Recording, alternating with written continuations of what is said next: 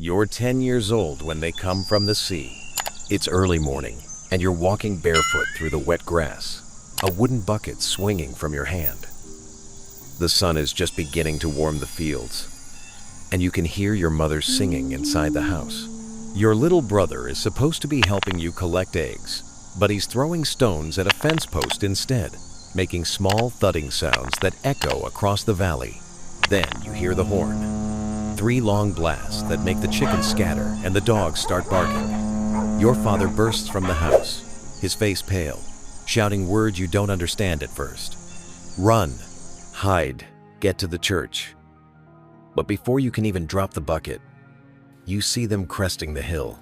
Men with axes and shields, moving like a wave across the fields.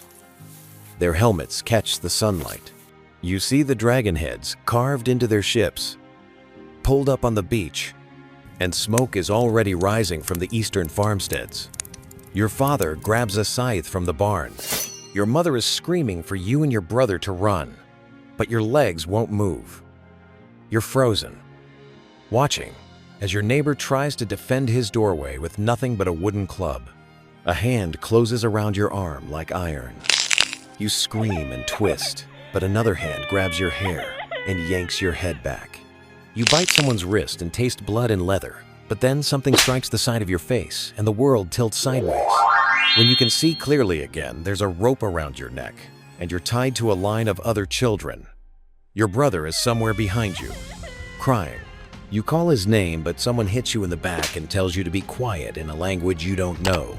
They march you to the ships. Your feet bleed from the rocky beach. You look back once and see your village burning. Black smoke pouring into the sky like a wound. Your mother is nowhere. Your father is nowhere. Everything you've ever known is disappearing behind you, and you're being pushed into a longship that smells like tar and fish and something else. Something like fear and vomit and salt. The crossing is 5 days of hell. You're kept below deck in darkness so complete you can't see your own hands. The ship pitches and rolls and you're sick until there's nothing left inside you but bile. The air is thick with the smell of unwashed bodies and human waste. A boy next to you cries without stopping for 2 days, then goes silent, staring at the wooden planks above with empty eyes. You whisper to him, but he doesn't answer. By the 3rd day, his body is cold, and they throw him overboard without ceremony. You don't cry. You're too scared to cry. You press yourself against the hull and count your breaths and tell yourself this isn't real, that you'll wake up in your bed with the morning sun on your face, but you don't wake up. And when the ship finally makes land, the air smells wrong. Pine and mud and something sharp you've never encountered before. You're 12 years old, standing in a market in a town called Hedeby. They scrubbed you in freezing water at dawn, washing away the filth of the voyage. A woman with hard hands combed your hair, yanking out tangles until your scalp bled. Now you stand on a wooden platform with a dozen other captives, all of you shivering in the morning cold, while men walk in circles around you like your livestock. They check your teeth, they squeeze your arms. One man lifts your chin and looks into your eyes as if searching for something, then shakes his head and moves on.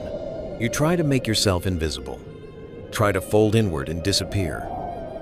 But a tall woman with silver rings on every finger and a face like carved stone points directly at you. She speaks to the man holding the rope.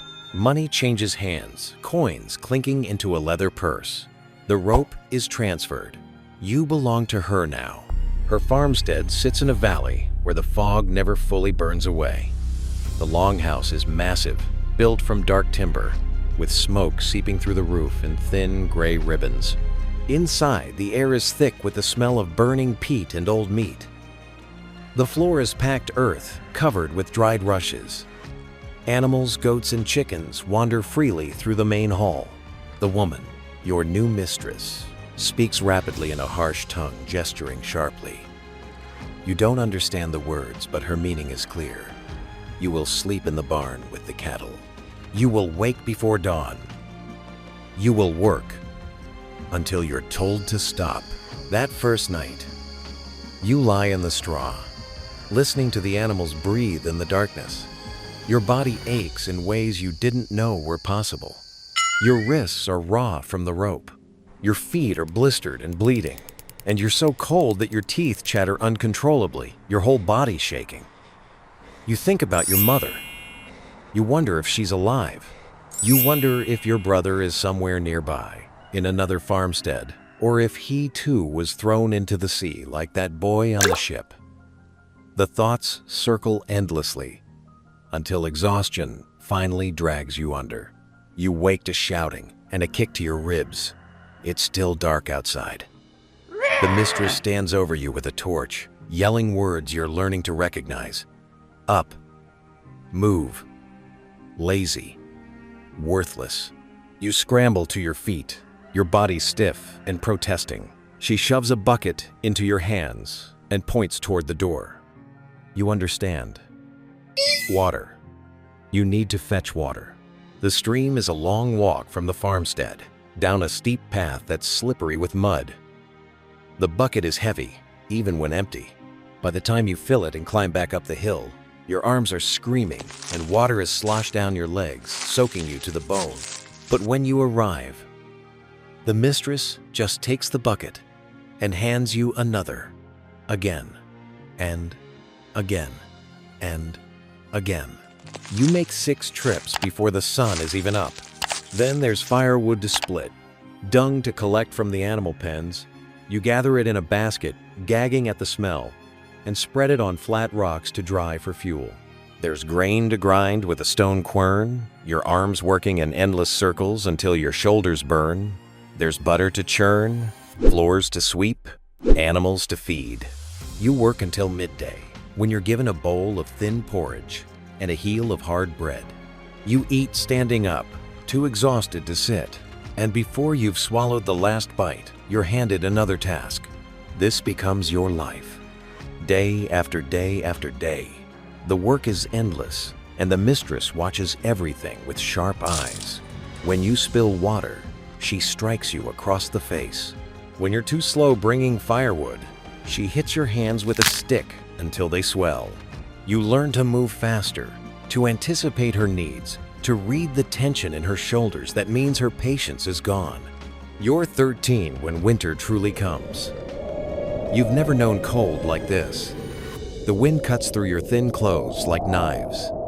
Your hands crack and bleed from hauling icy water.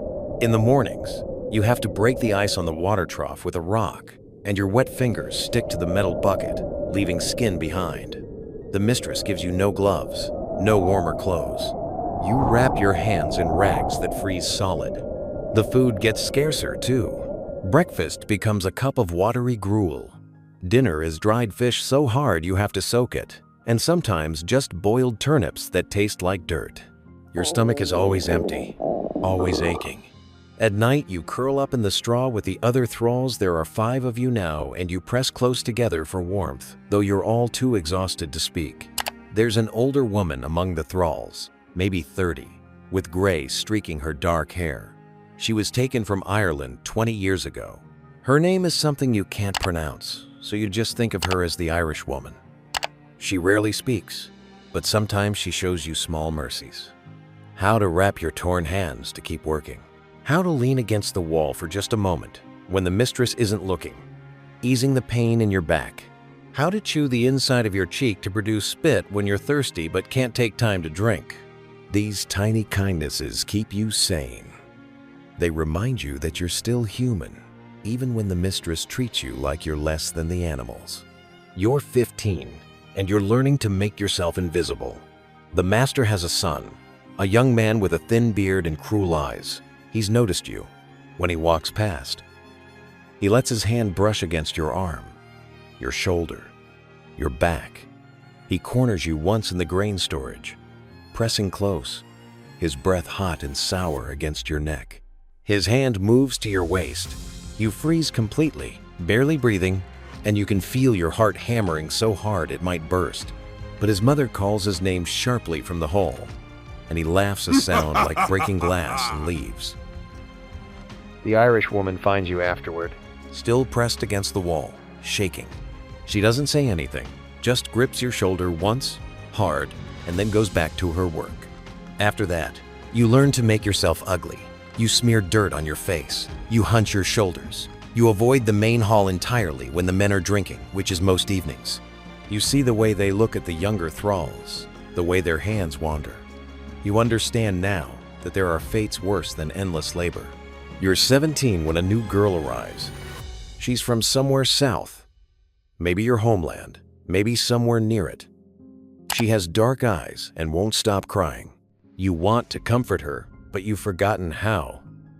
Instead, you show her which tasks matter most, which corners of the barn stay warmest, how to keep your head down and your mouth shut. She lasts 8 months. A fever sweeps through the farmstead that winter. The master's family recovers. The thralls don't. The girl dies in the night, her body burning up, calling for her mother in a language you'd almost forgotten you once knew. They drag her body to the field where the other thralls are buried. Just a muddy patch beyond the fence. No prayers, no marker, just a hole in the frozen ground. You stand there afterward, staring at the disturbed earth, and you realize you never learned her name. And worse, you realize that someday soon, someone will stand over your unmarked grave and not know your name either. You're 20 years old, and the hope finally dies.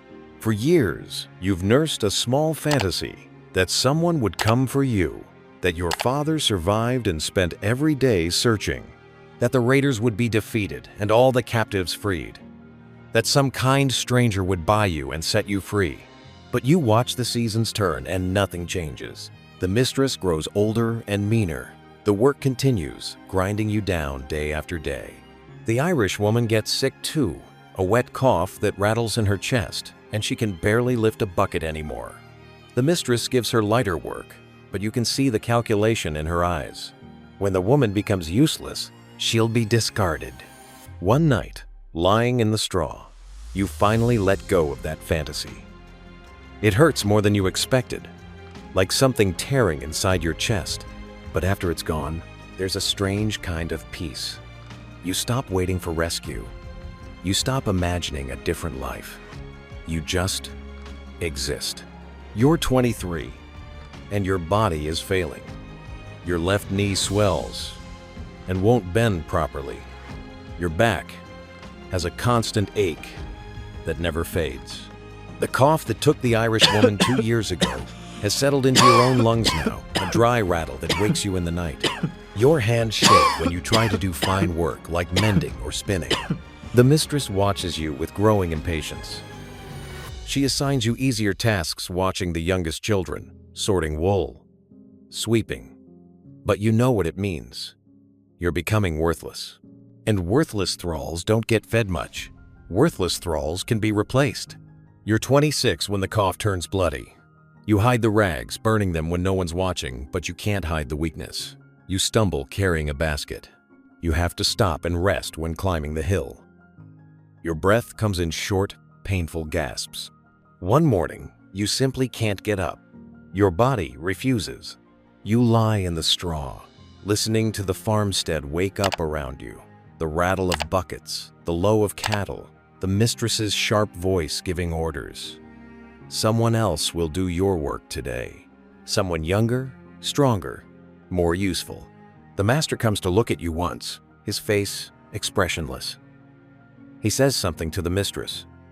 She nods. Neither of them calls for a healer. Healers cost money, and you're not worth it. For 2 days, you drift in and out of fever.